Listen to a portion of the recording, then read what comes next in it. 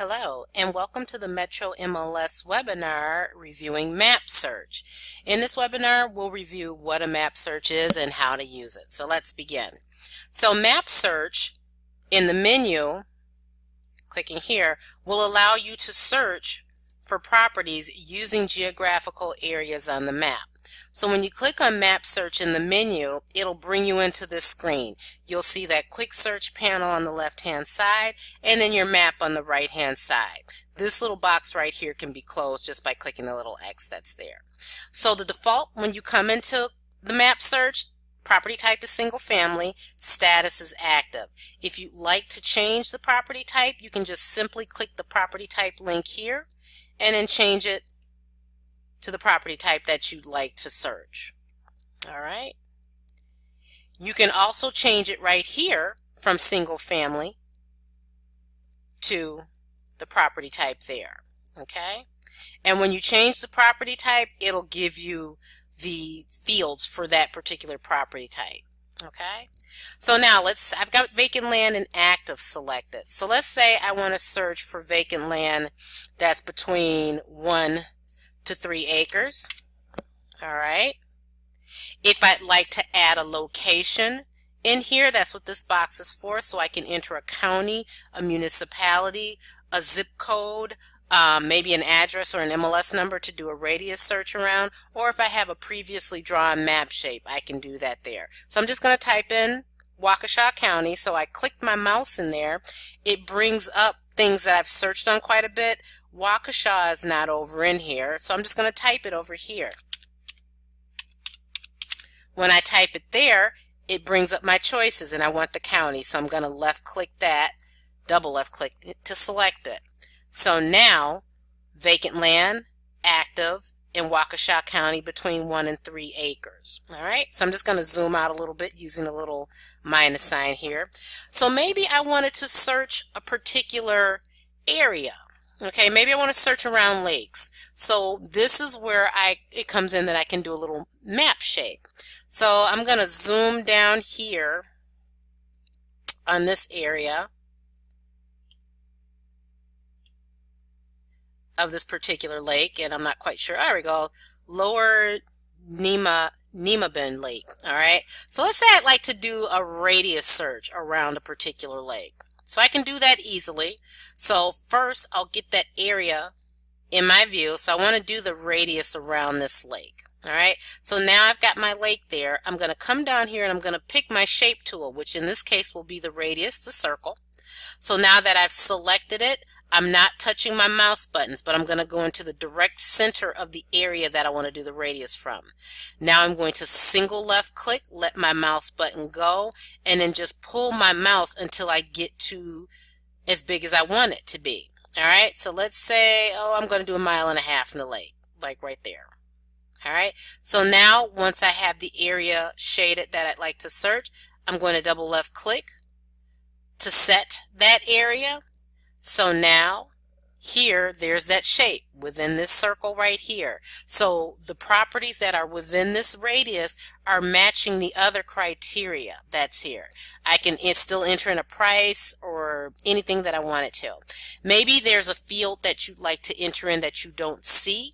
That's what this field is for. Add a field to the search. So when I click my mouse in there, it's going to bring up the add a field window over here.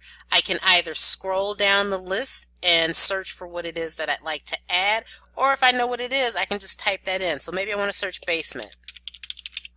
When I add basement in, did I type that right? Okay, let me try that again. Base. All right, something's not coming up right here. Let me just try a different one. Oh, because I'm doing vacant land. Duh, Angela. So maybe I want to do waterfront. Okay. Sorry about that, guys. So when I type in the word water, so anything associated with water comes up. Body of water, estimate waterfront footage if you're looking for water frontage on lot. So here, maybe I want to search for properties that have either water frontage on lot or water access rights. So I can select them both. They're right here. So I'm going to select water access rights first, and then water frontage on lot. All right, so now it's both under here. So now what I'll just do is I'll put the checks in my boxes looking for either water frontage on lot or water access rights meeting my other criteria. All right, so now I've got 3 results. I can view those results, and those are those listings for my vacant land. All right, let's say I decided that I wanted to add another search area. So I can simply click on Edit Search. Once I'm back here, I'm just going to zoom up a little bit. Let's say I wanted to add Okachi in. All right, so I'll just kind of zoom down on that a little bit. And I'm using the wheel that's on my mouse, the little wheel between the buttons there to zoom in. Okay, so I can either do another radius or I can do this polygon, and I'll show you how to use that. So I'm going to choose my shape, single left click, then I'm going to come around the outer edge. You see that little blue circle following me? That's ready. So I'm going to single left click, let the mouse button go, single left click, let the mouse button go, single left click, single left click, single left click, single left click. I'll come out this way, single left click, and I'm just kind of getting kind of raggedy here with it, but single left click, single left click, single left click, and now I want to stop it, double left click. All right, so now you see that? I've got my 2 shapes there, and I've got 7. So I'm just going to zoom up to show you. All right? And then again, if I want to add another shape, I can. Let's pop a circle around Lac La Belle. Circle, left click right in the center, pull it out, double left click. All right? So we're still at 7. But you see I've got 2 circles. Let's say I'll zoom out a little bit. You've got them both in here, and you're like, I want to get rid of the circle. But you're like, okay, which one of these circles is which? When you hover over the shape over here in the left-hand side list, it will highlight that shape that you drew. So this is the circle that I want to get rid of. Hit the X, it's gone. That prevents me from deleting something I didn't mean to delete. All right. Also, another use for map search, I'm just going to clear this out here. Let's say, for instance, your customer wants you to search for property in a particular school district. Milwaukee is pretty cut and dry. You know, Wauwatosa is Wauwatosa, Shorewood, Shorewood, Milwaukee's Milwaukee. But in Washington and Waukesha and other counties, school districts can span a few municipalities. This is another great use for map search. So I'm going to come back and just do a fresh new map search. Let's say you have a customer that's looking for single-family property in the Arrowhead School District. Okay, and you say, well, do you know what municipality? And they're like, well, I'm not quite sure what municipalities are all in that. I know a couple of them, but you know, let's see what's available no matter what the municipality. I'm just going to close this little here. So here we've got our single-family active. I'm going to come here to school district and left-click that to open up my list, and then I'll search and I'll find Arrowhead and I'll select it. So now there's 108 listings in the Arrowhead School District, and as you can see, it spans quite a distance. So with your customers, location is their #1 priority, or like a school district in a county where districts can span municipalities. This gives you a clear picture of where things sit. Okay, so maybe they say, you know, as long as it's the school district, I don't care what municipality, but we want to look for 3 to 4 bedroom. Alrighty, so we'll go to bedrooms. 3 to 4. Okay, and then you say, okay, we're down from 108 to 80. What's your next most important parameter? Bathrooms. We need at least 1.5. We'll do 1.5. All right, so now we're down to 78. Do you have a preference for garage spaces or type? At least 2 car attached. So we'll do 2 and attached. All right, so as you're seeing, you can just kind of filter down this way, and then maybe a price is important. Maybe, you know, they just want to see what's available for what they would like, and they don't have you put in a price. They'll just kind of figure it out themselves. So you can view your results. Once you're out here, there's those listings. All right.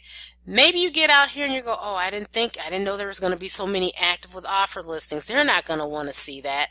If you like to exclude active with offer from your search, we're going to go back up here to edit search. Now, I forgot about the active with offer until I got out there and I saw that yellow hit my eye. But if you can remember while you're still in this quick search mode, you can just add the field for contingent. Just click your mouse there and type in the first few letters of contingent. When it pops up over here, you left click it to add it over here. So what you want to do first, you want to click right on top of with offer. You want to turn that blue. Once that's blue, this little of link that's right there, you want to change that to not. So now we're down to 47.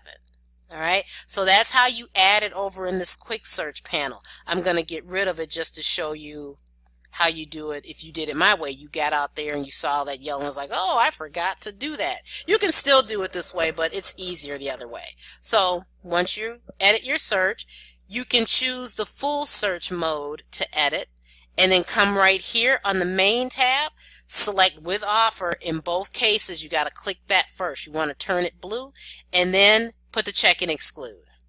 So now when I view the results, there's no yellow. And from this point, if you want to save this search to your customer, you go to save, give that search a name, and then make sure if you're attaching it to a customer, you click on additional search options. You can either create them from the screen by clicking on new, or attach them to an existing contact by clicking on existing. I'm just going to cancel out of this.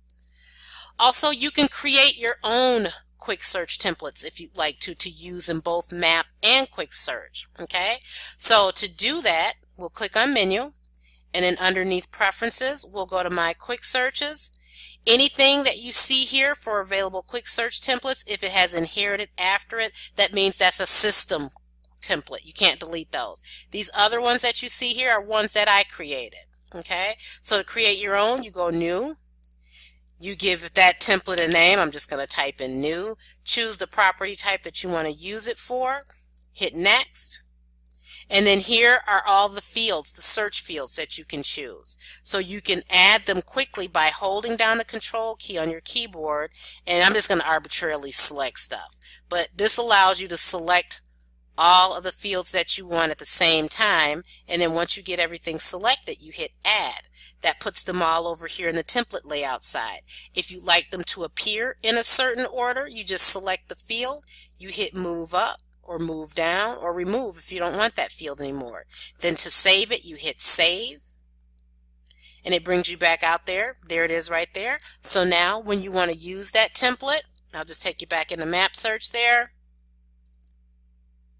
So here, these are your templates. You click that, we'll go down, and there it is right there, new. You select it, and then those are those fields that I selected. And you can just enter in that information there. And again, if you forget to add a field or you want to add another one, you can use this add a field to the search. This will conclude our webinar for map search in FlexMLS.